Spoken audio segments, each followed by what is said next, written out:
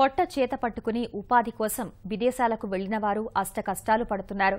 కన్నవారికి కట్టుకున్నవారికి గుప్పెడు మెతుకులు పెట్టేందుకు గల్ఫ్ దేశాలకు వెళ్లి నరకాన్ని అనుభవిస్తున్నారు. ఉభయ గోదావరి, కృష్ణా జిల్లాల్లో ఇలాంటి బాధితులు కోకొల్లలు. ఏజెంట్ల మోసానికి బలై తమ వారిని ఎలా కాపాడుకోవాలో తెలియక వారి కుటుంబ సభ్యులు కన్నీటి పర్యంతమవుతున్నారు.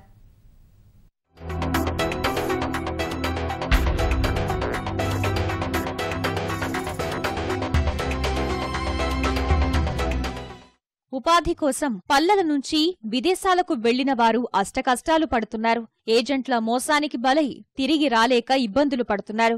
ఉభయ గోదావరితో పాటు కృష్ణా జిల్లాలో ఏ పల్లెను కదిపినా బాధిత కుటుంబీకుల దీనగాథలు వినిపిస్తాయి. పశ్చిమ గోదావరి జిల్లా ఇరగవరం మండలం కంతేరుకు చెందిన ఈమె పేరు వేళంగి లక్ష్మి. భర్త వదిలేయడంతో కన్నబిడ్డను పోషించుకునేందుకు తన తల్లికి బిడ్డను అప్పగించి అరబ్ వెళ్లింది.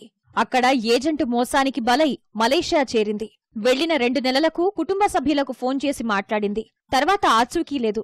తమ కుమార్తె వెళ్లి 3 ఏళ్లైనా ఆచూకీ లేదంటూ లక్ష్మి తల్లి ఏజెంట్లు అధికారుల చుట్టూ తిరిగినా ప్రయోజనం లేకుండా పోయింది. తమ బిడ్డను అప్పగించమని ఆ తల్లి, ఆమె కన్నబిడ్డ కన్నీరు మున్నీరవుతున్నారు.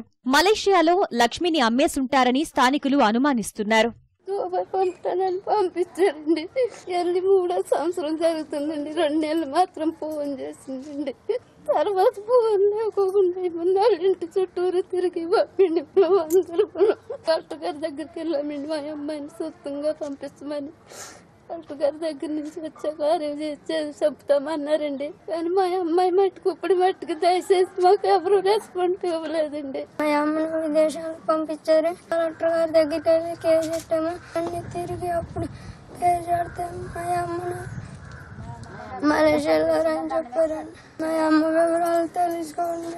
20,000 కట్టండమ్మా అన్నారండి. కట్టారండి. రప్పిస్తానని అన్నారండి. రప్పించలేదండి. మా అన్ని వారు పోలీసు స్టేషన్ చుట్టూ తిరిగారండి. పోలీసు వారు కుట్టారు కూడానండి.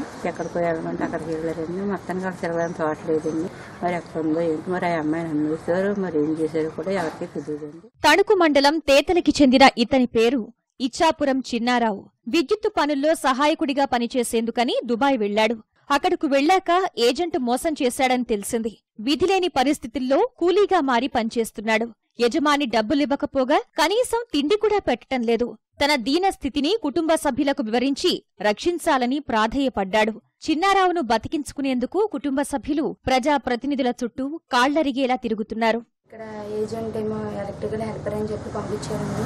తీరా అక్కడికి వెళ్ళి దుబాయ్ వెళ్ళిన తర్వాత డ్యూటీలో జాయిన్ అయిన తర్వాత పక్కా బంట పనిలో పెట్టారంటండి. అయినా సరే అలానే 2 నెలలు చేస్తూ ఉన్నారు. జీతం అది తనకి ఇవ్వలేదండి. ఇక్కడ మాకు కూడా ఏమీ పంపించలేదండి. ఇప్పుడు తనకు చూస్తే అసలు ఆరోగ్యం బాగాలేదంటండి. కనీసం లేచి నించునే పరిస్థితి కూడా లేదంటండి. అక్కడ చెప్తున్నా అక్కడ ఏజెంట్లు ఎవరు రెస్పాన్స్ అవ్వట్లేదండి.